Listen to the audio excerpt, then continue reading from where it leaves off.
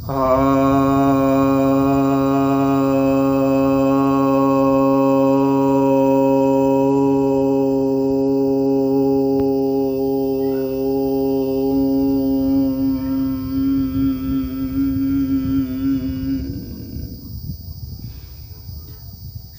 भक्तजनों को सप्रेम नमन। तो अभी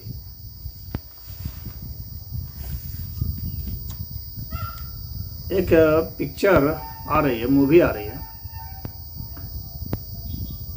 72 हुरें।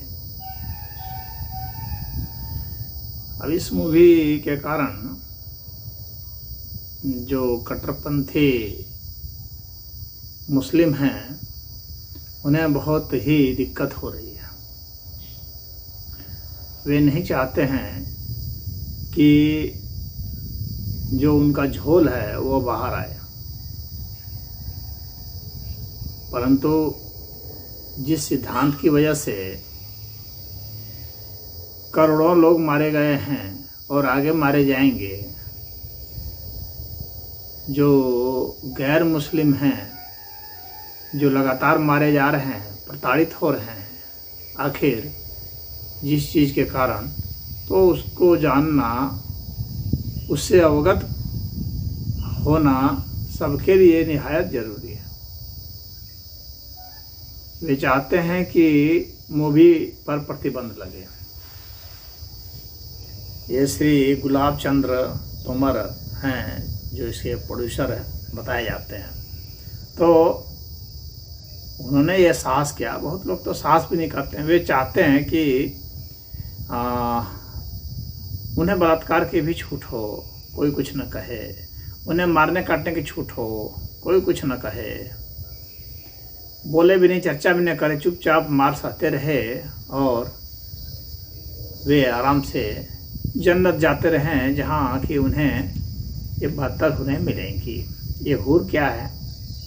ये हूर ये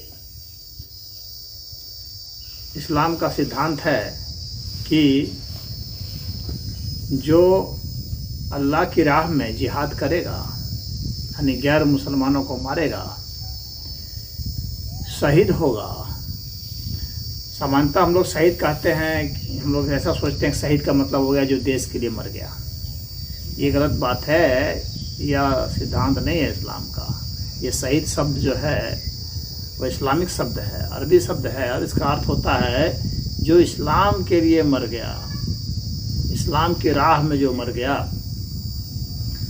तो जो शहीद हो गया जिहाद करते करते, यानी गैर मुस्लिमों को मारते मारते जो मर गया, उनका सबसे बड़ा दर्जा है। और जो इस्लाम के मुताबिक जो नमाज वगैरह अदा करते हैं और इस तरह की बातें जो अल्लाह पर ईमान लाते हैं, जो उसके रसूल पर, यानी उसके जो नबी हैं, यानी उसके जो पैगंबर हैं, यानी जैसे मोहम्मद साहब हुए और अन्य भी पैगंबर, उनके ऊपर जो भरोसा करते हैं, ईमान लाते हैं, मतलब भरोसा करते हैं। हम लोग जो इस ईमानदारी का भी जो प्रयोग करते हैं वो गलत प्रयोग करते हैं। हम लोग ईमानदारी का आप प्रयोग करते हैं सत्यनिष्ठा के रूप में, लेकिन ईमानदारी का प्रयोग इस अर्थ में नहीं है। ईमानदारी का मतलब हो गया कि जो कुरान की हर बात को सही मान लेता है आंख बंद करके, जो मोहम्मद साहब को सही मान लेता है, जो अल्लाह को सही मान लेता है, भरोसा करता है, वही ईमान वाला है। तो ऐसे लोग जो ईमान वाले हैं, जिन्होंने नमाज पढ़े, जिन्होंने ज़कात दिया, जिन्होंने जिहाद किया, वैसे लोग जब जाएंगे तो कहाँ जाएंगे? स्वर्ग जाएंगे, यानी जन्नत जाएंगे उनके हिसाब से। और ये जब जन्नत जाएंगे तो वहाँ पर क्या होगा कि उनको क्या क्या मिलेगा? स्त्रियाँ मिलेंगी वहाँ पर, नव युवतियाँ, नव यौवना। तो वहाँ पर स्त्रियाँ मिलेंगी और उनकी संख्या 72 बताई गई है। और 80,000 गुलाम भी मिलेंगे, माने गुलामी छूट नहीं रही है, वहाँ 80,000 गुलाम एक एक को मिलेंगे। 80,000, आप कितने सेवा कराएंगे? तो 72 हुरें मिलेंगी। और ये जो हैं ये हुरें ऐसी होंगी जो एकदम सफ़ेद होंगी और चमक रही होंगी, शीशे से भी ज़्यादा चमक रही होंगी। उनके गाल पर कोई भी प्रतिबिंब देखा जा सकता है और उनमें सामान्य औरतों जैसा कुछ नहीं होगा, विकार नहीं होगा। यानी वे इस तरह से होंगी कि मल मूत्र नहीं जाएंगी, गर्भ धारण नहीं करेंगी, तो उस तरह की औरतें होंगी। रजो निवृत्ति उसमें नहीं होगी। तो वह मिलेगा आपको भोगने के लिए। वे उनकी लंबाई 132 फीट की बताई जाती है कि उतनी ऊंची होगी और उनका कौमार्य भंग नहीं होगा। आप उनके साथ सेक्स भी करेंगे तो भी कौमार्य भंग नहीं होगा। उनका शरीर फिर से नया कर दिया जाएगा। इस तरह की होंगी वे। उनका शरीर, उनके हड्डी भी जो है ना झलकेगी। और वे 70,000 कपड़े पहने होंगी, एक दो नहीं, 70,000 कपड़े, और फिर भी वो दिखेंगी। उनके भीतर तक उनकी हड्डी, उनके मांस सब दिखेंगे आपको। इस तरह से वो ट्रांसपेरेंट टाइप के होंगे। तो ये जो है उनको दिया जाएगा। और वे जैसे अलजबिया एक जगह है, वहाँ से लेकर सना एक जगह है, तो काफ़ी लंबी दूरी है। तो ये इतना बड़ा तो उसका गुंबद होगा जिसमें कि वे सब होंगे। मतलब ऐसी ऐसी कल्पनाएं कर रखी है और इस पर आप सवाल उठा नहीं सकते, क्योंकि इसका प्रमाण की बात नहीं है। किताब में जो लिख दिया गया वही प्रमाण है। इसमें लॉजिक नहीं लगाना कुछ भी आपको, लॉजिक वहाँ मना है। तो ऐसे इस तरह की चीज़ें मिलेंगी। और आयु जो है, जो यहाँ जो शहीद होने जा रहा है, जो इसको जन्नत मिलेगा, उसकी आयु जो है वहाँ पर 30 वर्ष की हो जाएगी। चाहे किसी भी आयु में मरा रहेगा, 30 वर्ष का आयु वहाँ पर होगा और उसकी आयु बढ़ेगी ही नहीं।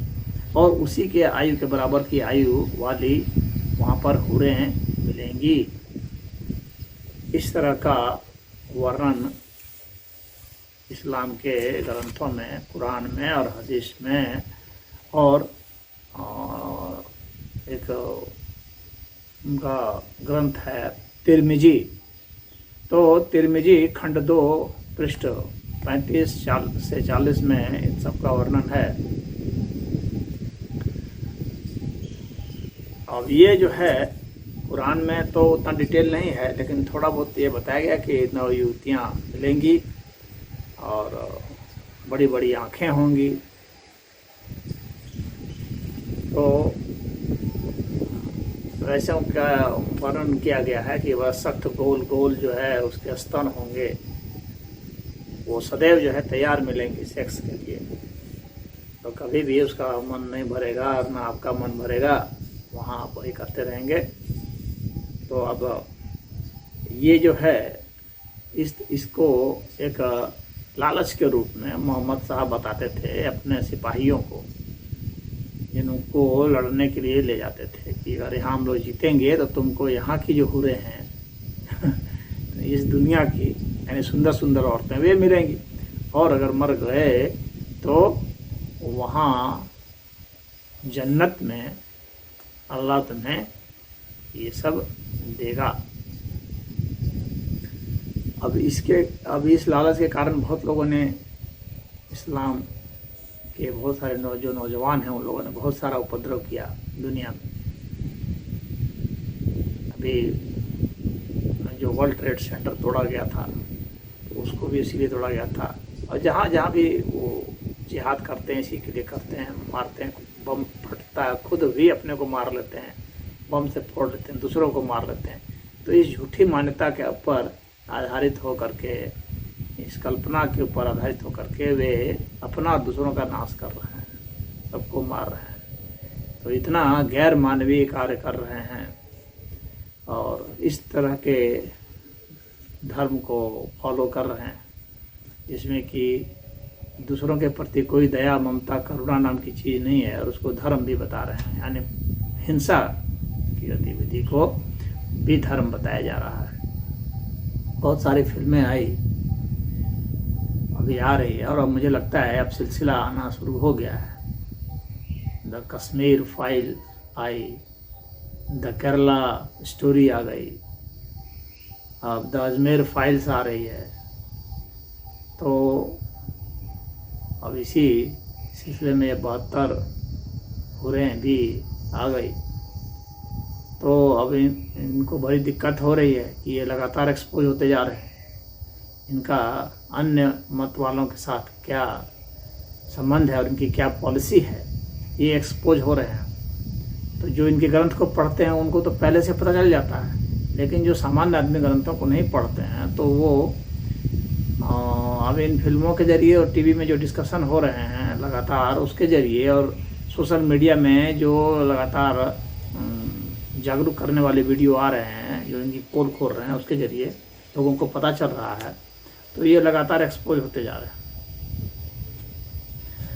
अब इसमें कुरान के में ये आयत कुछ पढ़ दे रहा हूँ जो थोड़ा बहुत हल्का फुल्का रेफरेंस है कुरान में, क्योंकि कुरान ही इनका मुख्य पाक ग्रंथ है। तो सूरह 52 है अत्तूर, इसके 20 में लिखा हुआ है, आयत 20 में, ये पंक्ति में बिछे हुए तख्तों पर तकिया लगाए हुए हैं और हमने बड़ी और सुंदर आँखों वाली परम रूपवती स्त्रियों से इनका विवाह कर दिया है। तो वहाँ पर वह मिल गया। और सूरह 56 जो है, इसमें भी जो 22वीं आयत है, सूरह 56 अल वाक़िया ये 22वीं आयत है, उसमें लिखा हुआ है कि और बड़ी सुंदर आँखों वाली मृगनयनी परम रूपवती स्त्रियाँ मिलेंगी, जैसे धराऊ मोती हो। 23वां में लिखा हुआ है।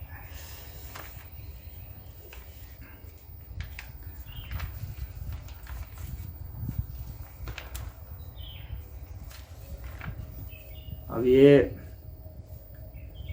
सूरह 78 जो है, इसको अन-नबा कहते हैं, उसके 32-34 में देखिए क्या लिखा हुआ है, बाग हैं और अंगूर हैं। यानी वहाँ कल्पना की है कि जो बागों की ही कल्पना, और जिसमें कि अंगूर लगे हुए हैं, क्योंकि यही रेगिस्तान में होते थे, तो कल्पना भी तो वहीं तक जा पाएगी ना जो रेगिस्तान में हो सकते हैं। और नवयुवतियाँ समान आयु वाली, जो 33वीं आयत है उसमें लिखा हुआ है, और नवयुवतियाँ समान आयु वाली। और 34वां में क्या लिखा है, और छलकता मध्य पात्र, यानी पूरा जैसे वैश्यालय में जो दृश्य होते हैं उस टाइप के दृश्य।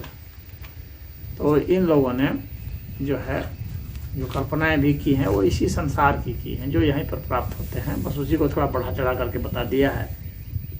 और अध्यात्म नाम की चीज़ नहीं है, नॉन फिजिकल जो है ये सोच नहीं सकते हैं, गैर भौतिक भौतिकता से परे की बातें ये सोच नहीं पाते हैं, इसीलिए यहाँ निर्वाण और मोक्ष का कोई कॉन्सेप्ट नहीं आ पाता है, अध्यात्म का कोई कॉन्सेप्ट नहीं है। बस सिर्फ इनका सारा धर्म जो है वह सेक्स ओरिएंटेड धर्म है, सेक्स संबंधित ही सारी चेतना सेक्स पर ही टिकी हुई है। इनका जिहाद भी होता है, लव जिहाद वह सेक्स से संबंधित ही है। और जब जीत लड़ाई करते हैं तो फिर दूसरे की औरतों को ही लेते हैं, वहाँ वह भी सेक्स संबंधित है। जब मर जाते हैं तो भी वहाँ पर सेक्स ही मिलेगा ऊपर में, यही है। और औरतों को क्या मिलेगा, औरतों को सरदार बना दिया जाएगा, जो कि सिर्फ लाइन लगवाएंगी कि किसकी बारी है, किस हूर की बारी है उसके पति के लिए, यही वहाँ पर उनका काम होगा। ये तो है औरतों को वहाँ पर